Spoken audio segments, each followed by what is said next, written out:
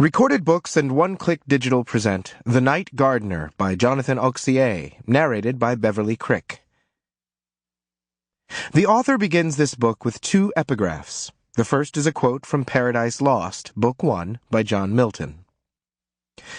Of man's first disobedience and the fruit of that forbidden tree, whose mortal taste brought death into the world and all our woe. The second quote that opens this novel is this line from Aesop. We would often be sorry if our wishes were gratified.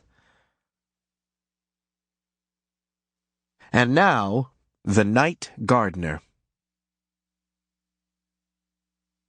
Part 1. Arrivals. Chapter 1. Storyteller at the Crossroads. The calendar said early March, but the smell in the air said late October.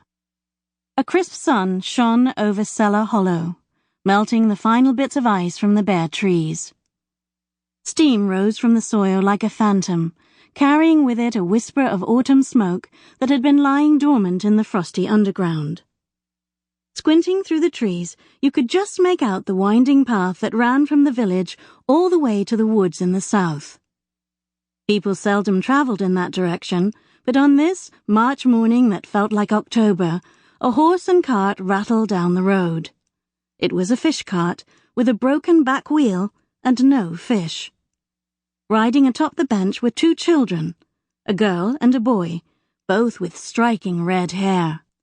The girl was named Molly, and the boy, her brother, was Kip. And they were riding to their deaths.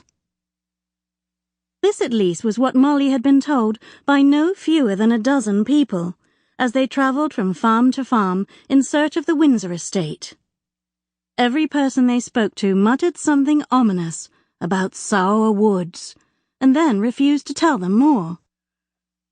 "The Windsors," said one lanky shepherd, whom Molly had stopped in the road.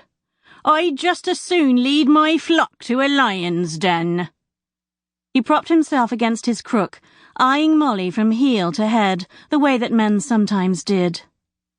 "Be that as it may," Molly said in her most polite voice, "it's where we need to be. The Windsors were expecting us last week." "Then they can wait a little longer." The man summoned up some phlegm from his throat and spat it on the ground. "My advice, go back to whatever country you came from. The sour woods is no place for anyone." He shuffled across the road and into the trees, a trail of bleating sheep behind him. Sample complete. Ready to continue?